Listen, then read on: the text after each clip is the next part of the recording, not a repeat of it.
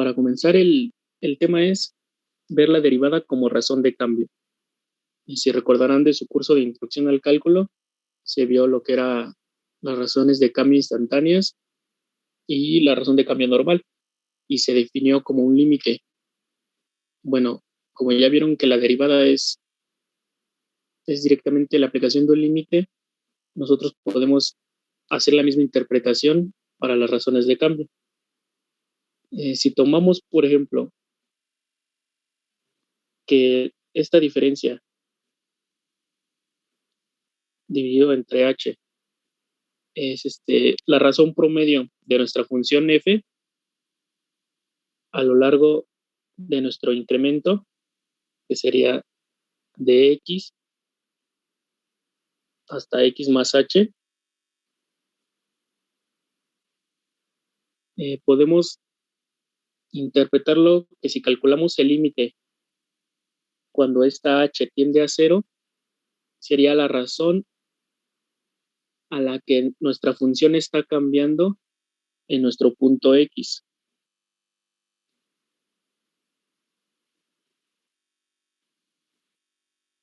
Es decir, tendríamos que el límite cuando h tiende a cero de nuestra función evaluada en un punto x0 más h menos la función evaluada en x0 dividido entre h, que es nuestro incremento, es exactamente lo mismo a tomar nuestra función f de x y derivarla respecto de x evaluada en x igual a x0, que es lo que tenemos aquí.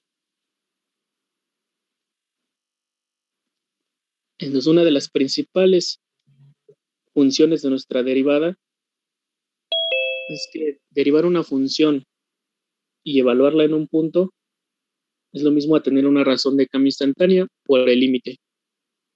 Y bueno, esto ya nos ahorra demasiado tiempo en lugar de estar resolviendo límites como lo hacía en el curso pasado. Simplemente aplicamos reglas de derivación, evaluamos en el punto y ya con eso conocemos cómo cambia nuestra función.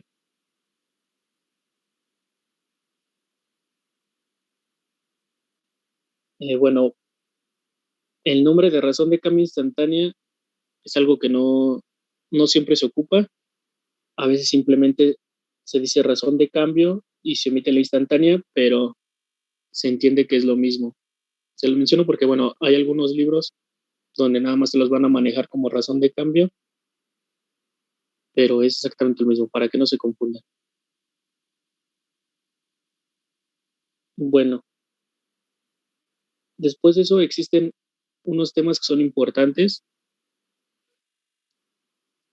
cuando tenemos nuestras gráficas y que podemos definir con nuestra derivada. El primero de ellos es el desplazamiento. Nosotros sabemos que si tenemos una función, como por ejemplo esta recta, sabemos que el desplazamiento, para este caso, vamos a suponer que es una función que cambia respecto al tiempo. No todas las funciones son respecto al tiempo. Existen funciones que son, por ejemplo, respecto al costo o respecto a otros factores, ya que, bueno, en diferentes ramas depende de lo que se ocupa. En ingeniería, la mayoría de las veces es respecto al tiempo, pero hay algunos casos, como por ejemplo, en ingeniería industrial, a veces se ocupa representar nuestras gráficas respecto al costo. Bueno, pero para este ejemplo, esta fórmula se ocupa que depende respecto al eje E y nuestro eje, que antes era conocido como Y, es ahora el eje S. Así que si nosotros tenemos una recta,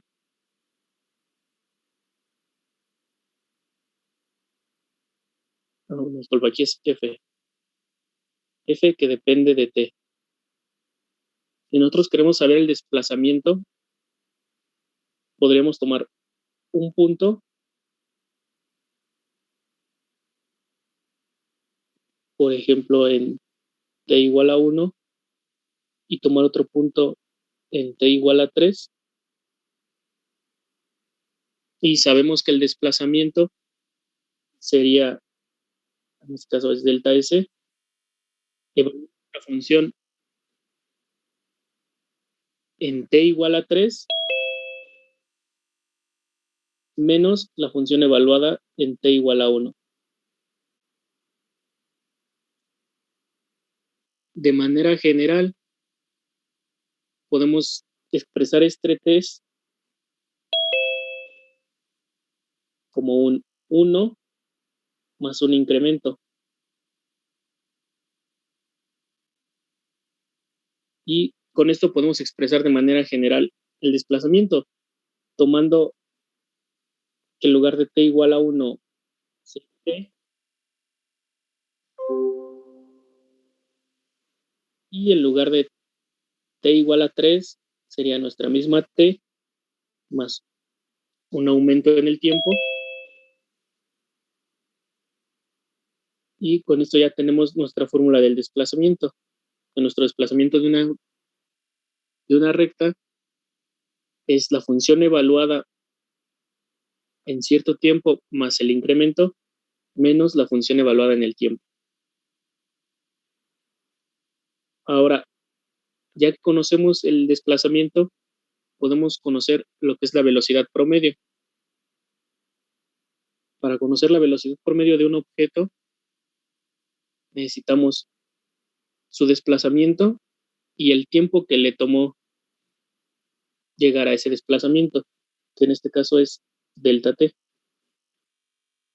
Y bueno, como habrán visto sus cursos de física, la velocidad es igual al desplazamiento sobre el tiempo, que en este caso sería delta S sobre delta t, y sustituyendo delta S nos queda nada más la función evaluada en t más delta t menos la función evaluada en t dividido entre delta t.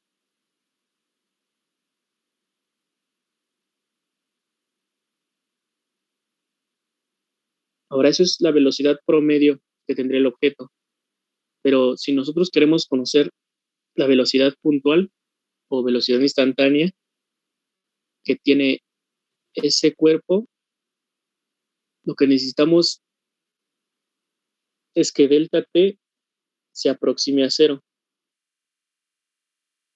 es decir, que prácticamente no haya cambio en el tiempo, sino que sea en el mismo momento.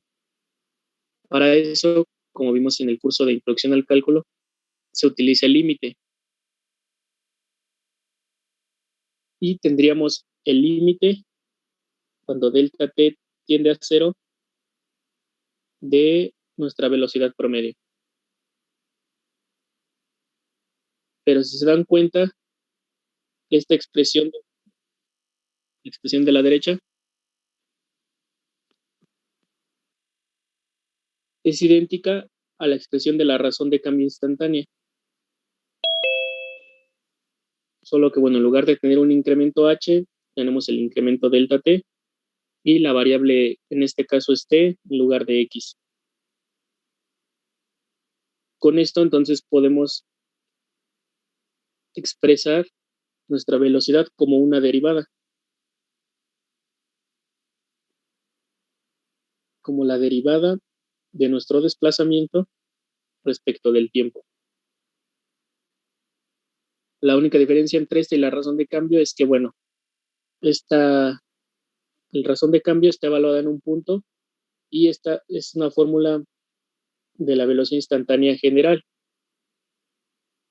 Podríamos sustituir el punto donde queremos conocerla, y entonces quedaría idénticamente a la de razón de cambio instantáneo.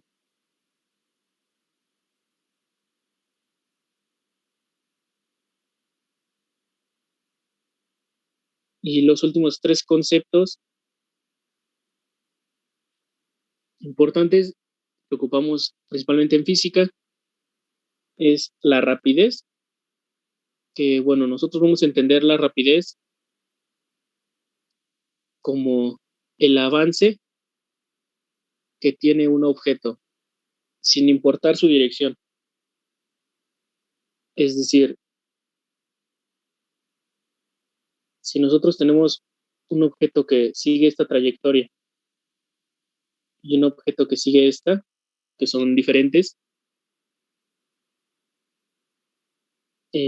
la primera nos dice que el movimiento es hacia adelante, ya que si suponemos que este es f de t y este es t,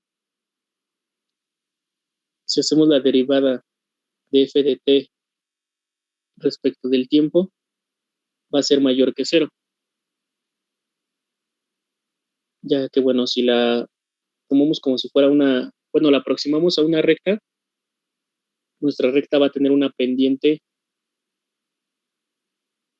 positiva. O sea, podríamos expresarlo esto como un f de t igual a un mt más b, donde m es la pendiente y para este caso es positiva. Si derivamos esto respecto del t, bueno, saben que la derivada de una constante es cero y la derivada de una constante por la variable es nada más la constante. Así que nos quedaría que esta derivada es nada más la pendiente, la cual es positiva. Pero para el caso de al lado, podremos hacer lo mismo, una aproximación por recta, y nos daría la misma f de t, pero para este caso m, que es la pendiente, es menor que cero. Por lo tanto, la derivada de f de t respecto de t es negativa. Y con eso sabemos que, bueno, entonces su velocidad va decayendo. Si se dan cuenta, esta es la facilidad de las derivadas. Porque al derivar esta función, sabemos que el comportamiento de este objeto es que su velocidad va incrementando conforme pasa el tiempo. Y en la segunda, esto nos dice que la velocidad del objeto es decayendo, es decir, va a llegar un punto donde se va a frenar. Ahora eso es la velocidad, pero la rapidez, a nosotros no nos preocupa en la rapidez si nuestro objeto está acelerando o está desacelerando. No importa si va hacia adelante o hacia atrás el objeto. Lo único que nos importa es el valor absoluto de la velocidad instantánea. Así que, como solamente necesitamos el valor numérico, se expresa la rapidez como el valor absoluto de la derivada del desplazamiento respecto del tiempo.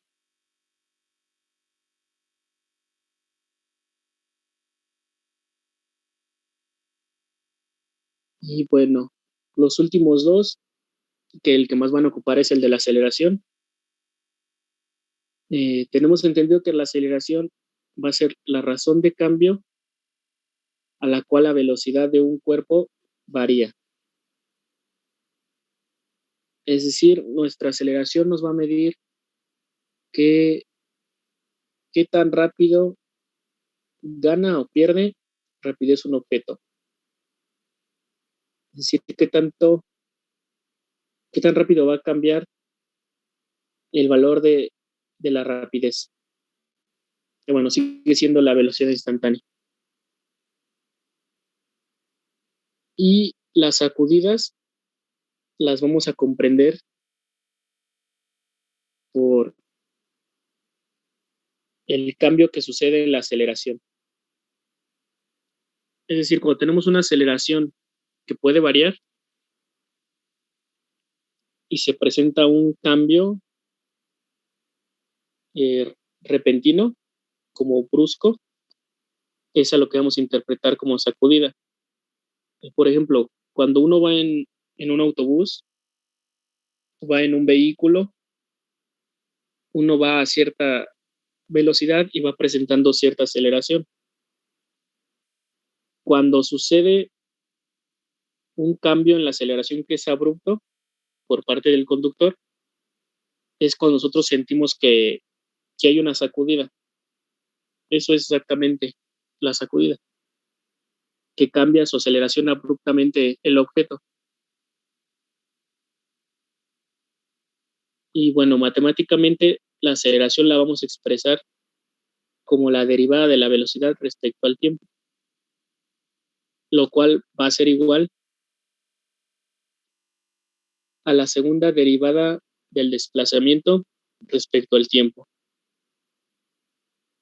Y la sacudida, que se va a expresar como una J, es la derivada de la aceleración respecto al tiempo, ya que, bueno, como les expliqué, es cómo cambia la aceleración abruptamente de un momento a otro. Y podemos expresarlo como la segunda derivada de la velocidad respecto al tiempo, o lo que es lo mismo, la tercera derivada del desplazamiento respecto al tiempo. Regularmente la sacudida no se ve en, en problemas, al menos no de tronco general en física y en algunas ingenierías, ya que la aceleración normalmente es constante. Por ejemplo, aquí en la Tierra tenemos una aceleración constante,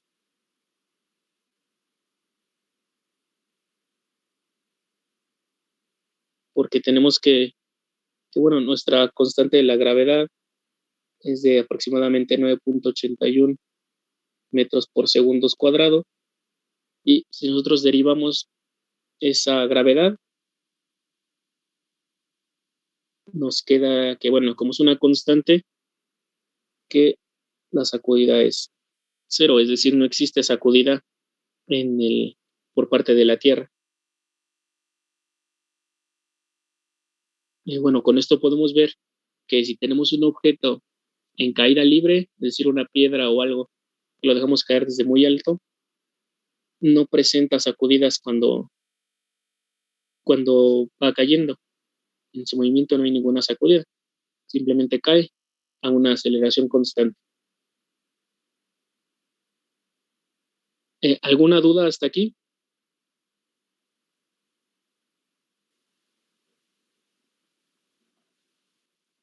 No, ninguna duda, profe. No, creo que no.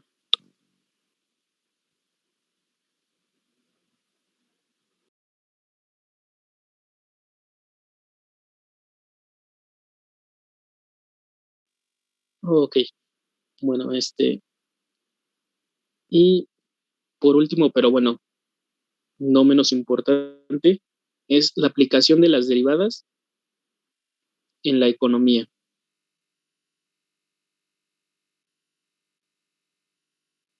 Bueno, nosotros como ingenieros solemos ocupar la derivada para relacionarla con velocidad y aceleración, que es para describir el movimiento de un objeto, una partícula, de una molécula, independientemente de la carrera. Pero los economistas también utilizan las derivadas, y en su caso se llama marginales. Las razones de cambio que hay en las producciones y las derivadas les asignan ese nombre. Vamos a suponer que en economía se conoce el costo de producción de,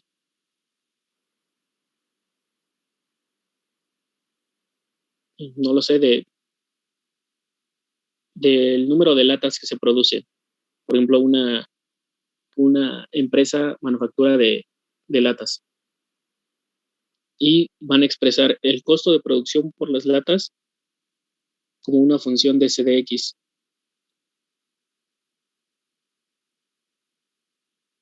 Es decir, el costo C es el costo de producción, y X sería el número de latas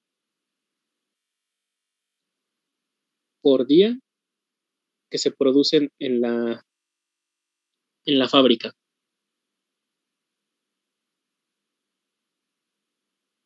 Y entonces, nosotros, si ya tenemos esta función, podemos expresar como el costo marginal de producción, es decir, la derivada del costo de producción, como la razón del cambio que tiene nuestro costo a un nivel completo de producción, no nada más a lo que sucede con lo que nos cuesta hacer una lata, sino a toda la producción general. De manera que expresamos que la derivada del costo de producción respecto a las latas es igual al límite cuando h tiende a cero del costo de producción evaluado en x más h menos el costo de producción evaluado en x dividido entre h.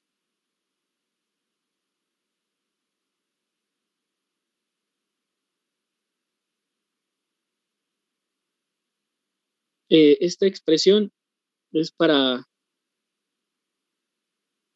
conocer cuánto nos cuesta más por día producir latas. Es decir, en qué días salió más caro producir X cantidad de latas. Es decir, en esta expresión de aquí, C de X, es decir, la función C de la variable X, es lo que cuesta, sigue siendo el costo de producción, lo que cuesta producir cierta cantidad de latas en un día. Y X más H sería el número de unidades por día que cuesta más.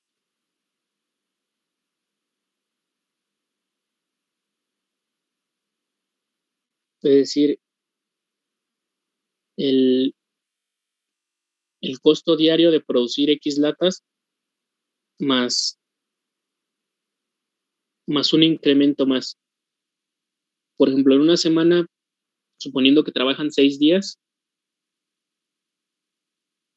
vamos a tomar como C de X más H al día en que mayor producción de latas hubo. Y al CX como el dato que se conoce de costo de producción, lo que se esperaría. Y H es el incremento promedio que hay durante esa semana.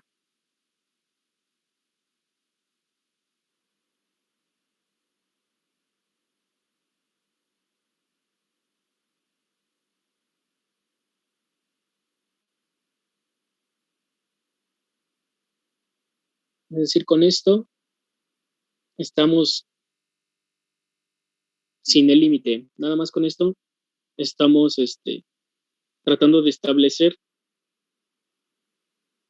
cuánto cuesta extra producir las latas que se producieron en el día de mayor producción. Es decir, cuánto requerirían gastar extra la empresa para que todos los días tuvieran su máximo producción. Y ahora, como nosotros queremos que H, es decir, nuestro incremento tienda a cero, es decir, que no haya gran cambio, sino que el día de mayor producción de latas sea el mismo que el día de producción de latas del costo de producción, necesitamos que H tienda a cero. Y a H se le da el nombre de costo marginal. Es decir, el costo extra para producir un producto.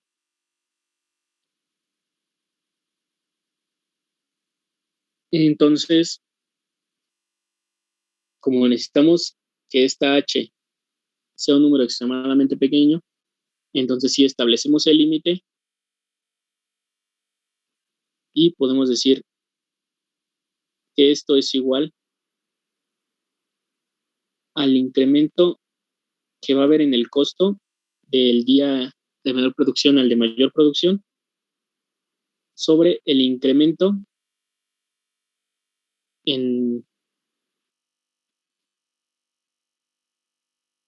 el incremento del día de menor producción de latas al de mayor producción de latas. Es decir, cuántas latas más se producieron.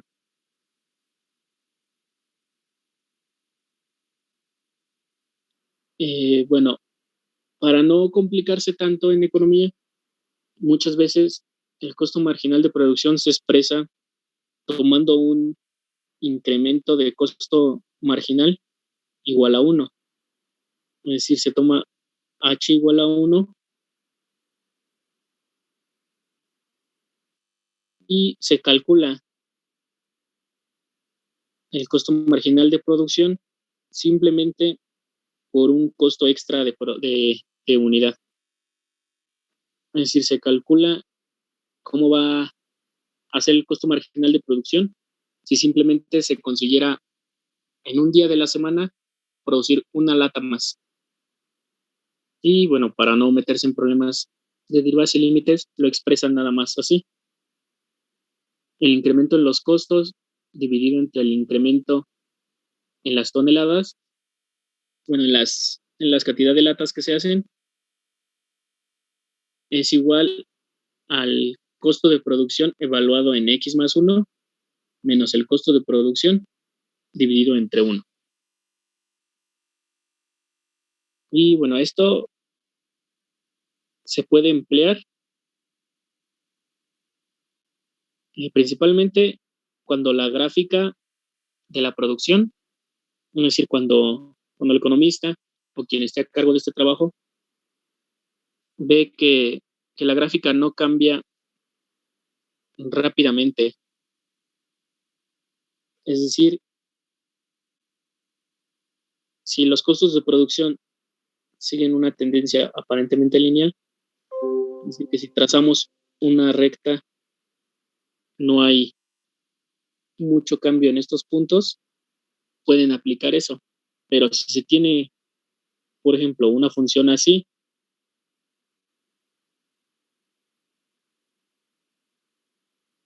una función como la roja, en ese caso no se puede aplicar, tomar el costo marginal igual a 1 y se tiene que hacer, bueno, todo el trabajo matemático que tendría que hacerse con las derivadas y los límites.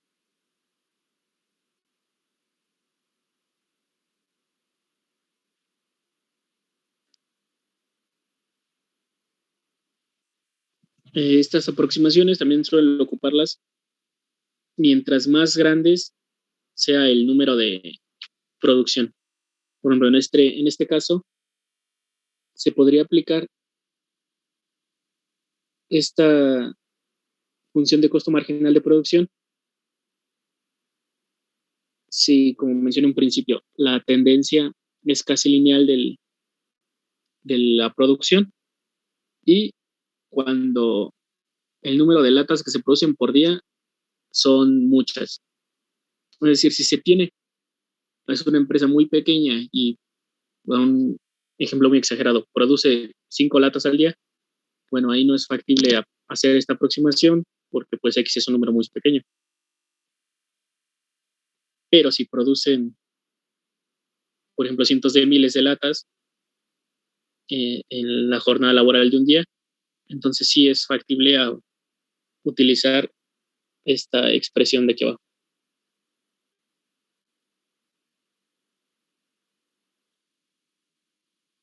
Ahora, nosotros, bueno, ellos como economistas denominan su función de costo de producción y para no complicarse, al final la establecen como la expresión que viene aquí abajo. Es un polinomio de potencia 3 es un polinomio cúbico, y donde este valor que es constante son los costos fijos, es decir, aquellos que no van a variar, como por ejemplo la renta del lugar, el equipo, no sé, los sueldos pueden entrar ahí, ya que no suelen cambiar demasiado ni afectan en la producción. Por ejemplo, algunos gastos en la instalación, como por ejemplo